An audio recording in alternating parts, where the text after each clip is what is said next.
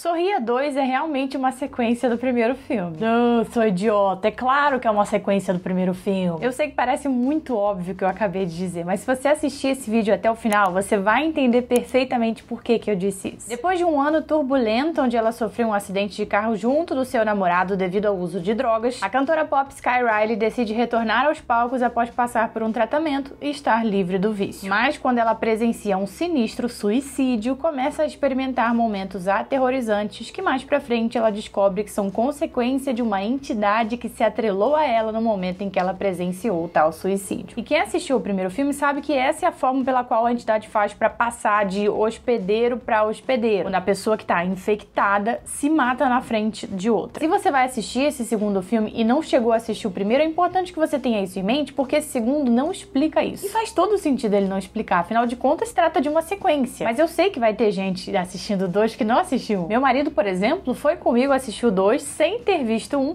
e essa foi a primeira coisa que eu expliquei pra ele antes do filme começar. Primeira e única, na verdade, porque mesmo se tratando de uma sequência, essa é a única informação assim que você precisa saber pra você não ficar perdido. Além disso, não tem nada que vá te deixar confuso. Sabendo disso, eu acho que você já vai entender toda a história perfeitamente. E se eu pudesse resumir Sorria 2 em poucas palavras, seria alucinação, jump scare e momento de paz. Repita isso ao longo de 2 horas e 12 minutos se você tem o roteiro de Sorria 2. Esse é o exato formato de roteiro que o filme traz. Ouvindo isso, você pode pensar então que o filme segue a exata mesma fórmula do primeiro. Inclusive, se você gostou do primeiro, é muito provável que você vai gostar desse também. Mas eu também diria que os dois filmes têm alguns pontos bem diferentes. Em termos de história, em um contexto geral, ou seja, protagonista lidando com a entidade, realmente não muda muita coisa, mas a gente pode dizer sim que essa sequência é mais perturbadora do que o primeiro. E por que esse segundo consegue ser mais perturbador que o primeiro se ele segue quase a mesma fórmula? 2 motivos. Primeiro, porque ele aposta em uma pegada mais psicológica, e segundo, porque ele é mais visual. Essa pegada psicológica dele vem trazendo os problemas pessoais da protagonista,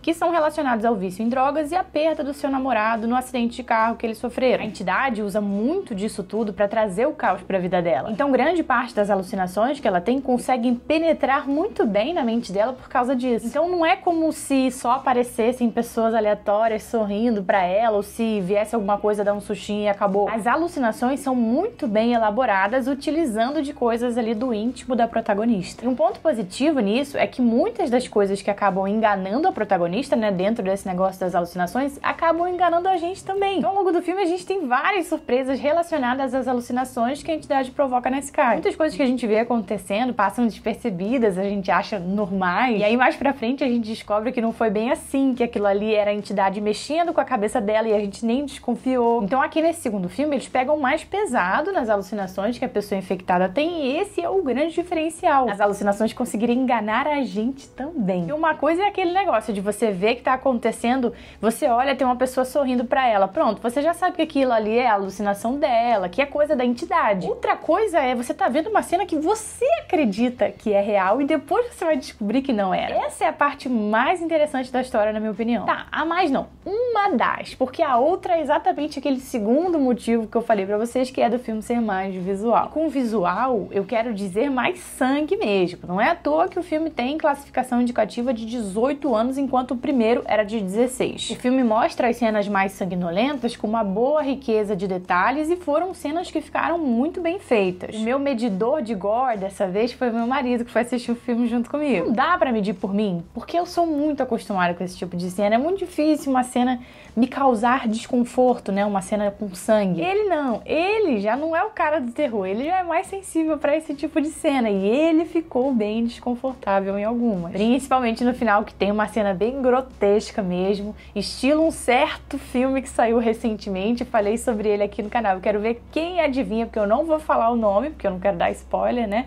Se eu falar pra vocês que a cena é parecida com cena de tais filmes, eu tô dando spoiler, então eu não vou falar. Quem quiser chutar o filme, coloca aqui embaixo nos comentários. Os sorrisos, que eram algo bem creepy no primeiro filme, não deixam de ser nessa sequência. Mas aqui a gente já tá tão acostumado com eles que não são mais um detalhe que causa aquele grande impacto. Outros elementos usados nas cenas de tensão acabam causando mais impacto do que os sorrisos em si. Por falar nas cenas de tensão, elas são bem construídas exatamente por a gente nunca saber o que é real e o que é alucinação. Tudo aqui nesse filme, na verdade, é baseado nas alucinações. São elas que dão aquele nervosinho na gente, porque a gente nunca sabe se tal pessoa se machucou de verdade, se tal pessoa tá ali mesmo, se tal objeto se mexeu mesmo. Essa dúvida é o que dá sabor aos momentos de tensão do filme. E o fato da protagonista ser uma pessoa famosa impulsiona isso ainda mais, porque a gente sabe que ela tem olhos voltados pra ela o tempo todo. Então, se ela começa a fazer um monte de loucura ali, estando em um lugar público, ela vai ter uma atenção voltada pra ela muito maior do que se fosse uma pessoa comum, não famosa. E não apenas isso, mas existe nela, né, também dentro dela, uma super pressão em relação a isso dela ser famosa. Ela precisa se preocupar com o que as pessoas ao redor dela vão pensar. Só que ela tá passando por uma situação muito complicada ali. É muito difícil você ter controle do que você tá fazendo se você não sabe mais o que é real e o que é alucinação. E aí ela fica naquela pressão de não posso decepcionar ninguém, mas eu tenho um bichão aqui querendo acabar com a minha raça. Então acompanhar a jornada da personagem nessa situação é muito interessante e é mais um diferencial aí do primeiro filme. Ainda falando sobre a parte do terror, eu não poderia deixar de mencionar a trilha sonora, mas esse é pra fazer uma reclamação mesmo. Em alguns momentos, assim, bem pontuais, na verdade, eu achei que a trilha sonora não combinou muito com a vibe do filme.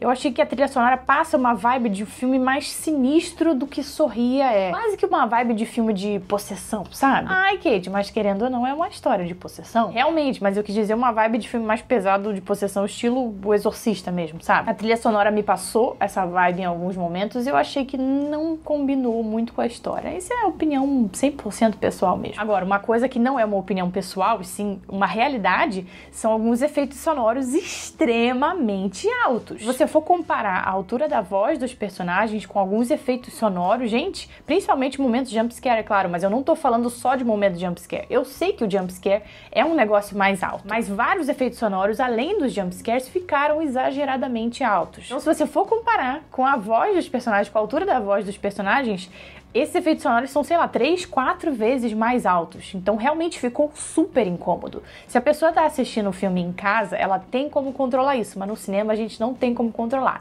Então, foi uma parada realmente muito incômoda. Você também notou isso? Comente aqui embaixo. Dito tudo isso, eis a minha opinião mais pessoal em relação a tudo que eu vi. Eu não sou nenhuma grande fã do primeiro filme, mas eu também não consigo vir aqui dizer que esse segundo é muito melhor do que o primeiro. Não que eu tenha desgostado desse filme, mas não é um filme que me puxou, que me fez ficar super interessada, super tensa. A começar pelo fato de que eu achei ele longo demais, gente. São 2 horas e 12 minutos. Eu não sabia dessa duração antes de assistir o filme.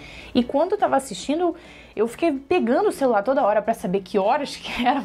Porque eu fiquei pensando, cara, não é possível. Quanto tempo já se passou de filme? E segundo, porque ele não teve uma história que fosse lá essas coisas diferentes do primeiro. Ele tem vários diferenciais do primeiro, mas a história em si não é um diferencial. Uma coisa que eu reclamei do primeiro filme é que ele seguia muito, assim, um roteiro pré-estabelecido de filme de maldição. Esse daqui não é assim, mas ele parece que ele estabeleceu uma sequência própria e ficou repetindo ela ao longo do filme inteiro. Não muda, é a mesma coisa do início ao fim, alucinação, jumpscare, momento de paz. A diferença é que conforme o tempo vai passando, ele vai ficando um pouco mais sanguinolento. E esse tipo de roteiro mais repetitivo não é algo que me agrada tanto. Eu prefiro um filme que vai evoluindo a história, sabe? Vai trazendo momentos diferentes. Porque ficar repetindo essa fórmula, pra mim, chega uma hora que fica cansativo. E eu acho que grande parte desse erro, na minha opinião, é claro, é pelo fato deles não terem se aprofundado em nada na história da entidade. Era algo que eu esperava muito pra esse segundo filme. Esse sim seria um grande diferencial, seria um motivo de verdade para ter um segundo filme. Já que no primeiro a gente não sabe muitas informações sobre a entidade e a entidade não foi derrotada. Então, obviamente, teria uma sequência para trazer o que o primeiro filme não teve. Mas não, essa sequência não veio preenchendo as lacunas que o primeiro deixou.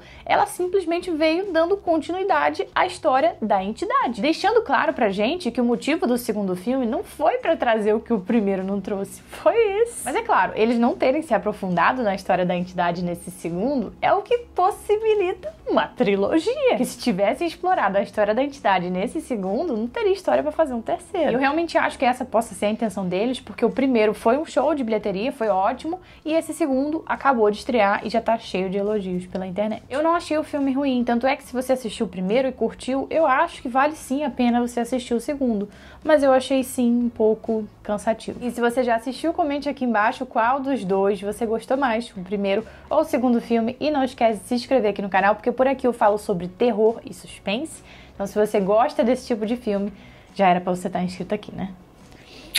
Beijinhos e até a próxima.